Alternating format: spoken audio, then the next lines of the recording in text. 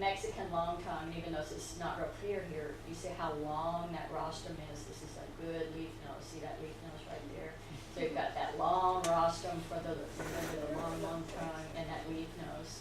This is a baby lesser long-nosed bat in the Panacotti in the roost there that I've been monitoring, and can't fly yet. He's just sleeping, so the mother's out, you know, feeding somewhere, and we'll come back and nurse him. These guys can fly in about 4 weeks, and they start going out.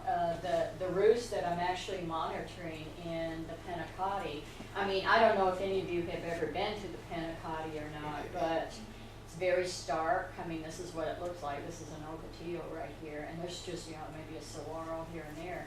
But these bats are actually roosting underneath the ground in these lava tubes. And this roost right here has 100,000 lesser long-nosed bats. The females come up to northern Sonora pregnant, and they have their young there, and they start having their young in late April, May. And by the end of the season, there's 200,000 bats or more.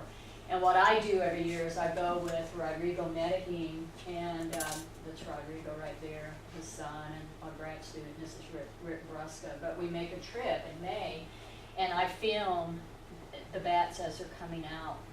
And I've got all my camera equipment there. And then I send the tapes, I give a tape to the Panacotti staff so they have a record of it.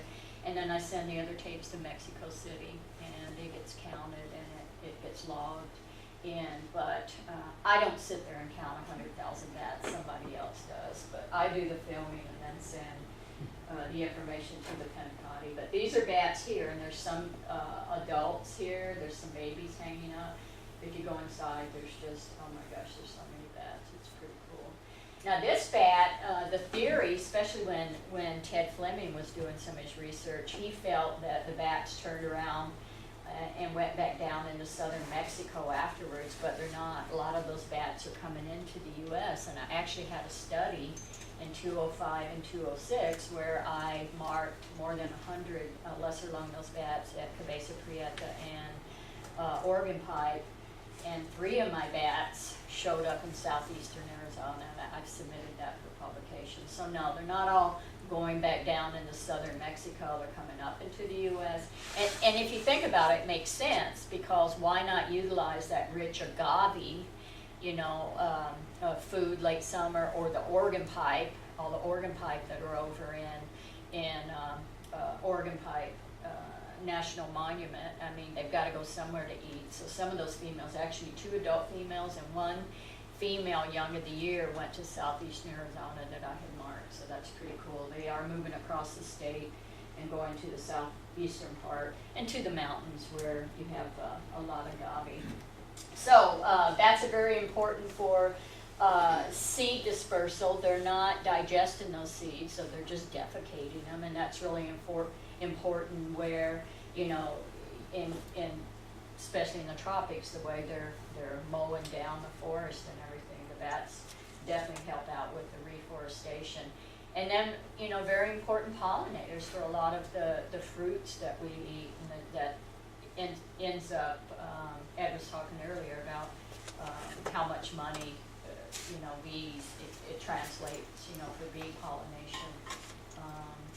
Bats are important with that too, lots and lots of money. This is a Mexican long tongue. This is the guy that hangs around. So if you know anyone around here that has a hummingbird feeder and all of a sudden it empties at night, it's pretty common in the Tucson area for the lesser long-nosed bats when they're coming from the southwestern portion of the state to show up in the Tucson area, surrounding area, in late July and August. And I get a lot of calls at the Desert Museum about, you know, well, my feeder was full when I went to bed, but it sure wasn't when I got up.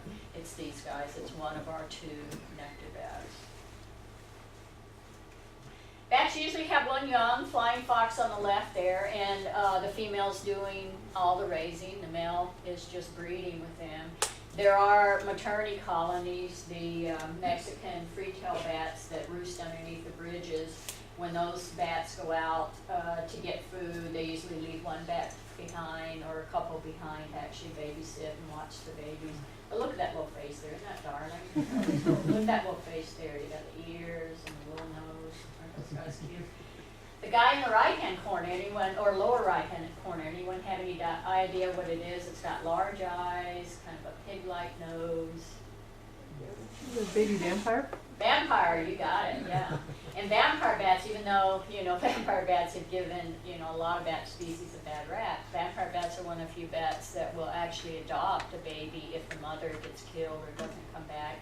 Doing all kinds of research on, for heart patients.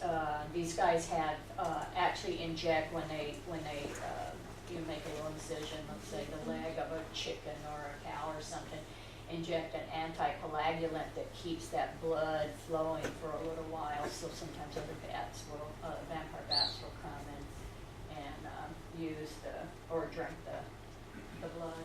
What preys on bats? Hawks and owls. Yeah, definitely owls. This was an owl at one of my sites in the Chiricahuas, and I was just there 3 weekends ago, and he was hanging around, and spotted owls feed on bats. And boy, this guy, almost every winter that I do a project there, he just comes and watches me, and he watches the bats. I did get him in my net one time. It's not too easy to get a spotted owl out of a net for a bat. This is a bat falcon. So down in South America, there are falcons that actually specialize on bats. Think of anything else, like when I'm down in the Penacati, down in that roost there, or filming the bats coming out of the roost, think of a mammal that might, bobcat, you got it. Yeah, there's this bobcat that actually sits above. Remember, the roost is underneath the ground and slaps them down. And we see a lot of bobcat scat when we're out there too. Anything else? Snakes. Snakes, good job, yeah. Hibernation, just gonna run over this real quick. You know, bats have three choices. They either hibernate, they migrate, or they stay active. And we actually have a species here that stays active. If you're a nectar bat, I mean, what are your choices? I mean, think about that Mexican longtongue that hangs around here. If it gets real cold, I mean, we've got a winter storm coming in that's going to dump on us in the mountains and rain and stuff in the valley. You know, you better have some fat. We've got a California leaf-nosed bat that stays active all year long and is very dependent on warm roost.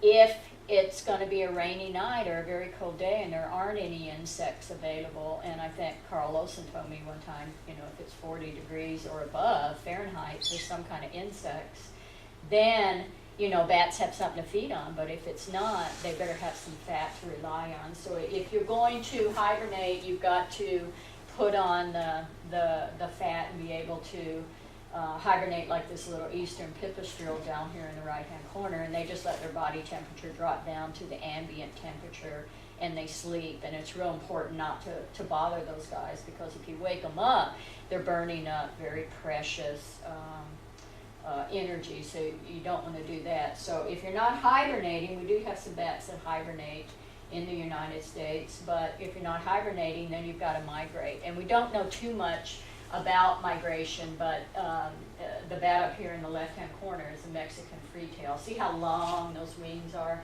This is a migrating species, but there are a few that hang around Arizona during the winter. So there are exceptions to all that. If you're a hoary bat, like the one in the left-hand corner there, you're going to migrate. And a lot of tree bats do, because trees, you know, may not be a good place for that's a big bat for it to hibernate. So they're going to migrate maybe to a warmer place and then hibernate, you know, in a suitable spot.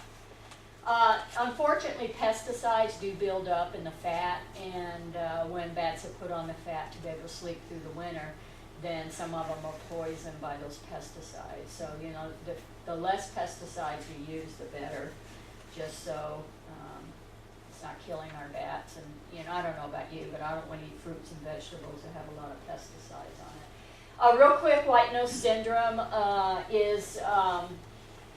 has killed more than 5.5 million bats. Started up in Albany, New York in 2006, has gone down the eastern coast and is moving west, and it's all the way over to Oklahoma now.